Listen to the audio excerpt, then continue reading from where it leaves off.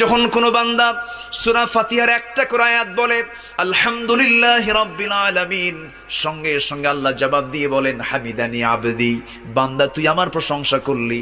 আর রহমানির রহিম যখন বলে আল্লাহ বলেন আসনা আলাইয়া আবদি। মালিক ইয়াউমিদ্দিন যখন বলে আল্লাহ বলেন মাজ্জাদানি আবদি।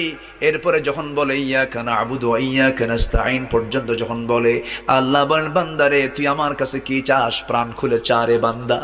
ইহদিনাস সিরাতাল মুস্তাকিম থেকে শুরু করে নিয়া ওয়ালাদ-দাল্লিন পর্যন্ত যখন বান্দা বলে তখন আল্লাহ বলেন বান্দা নামাজের মধ্যে এমন প্রেমের খেলা খেললি বান্দা, তুই যা চাইলি সব আমি আল্লাহ কবুল করলাম।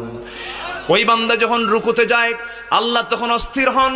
ওই বান্দা যখন সিজদায় যাওয়ার জন্য প্রস্তুতি নাই, সমস্ত ফেরেশতাকে ডাক দিয়ে বলেন ও ফেরেশতারা, এই বান্দাগুলো আমাকে দেখলো না, রাসূলকে দেখলো না, কোরআনকে দেখে হাদিসকে বিশ্বাস করে আমাকে খুশি করার জন্য তার সবচেয়ে সম্মানজনক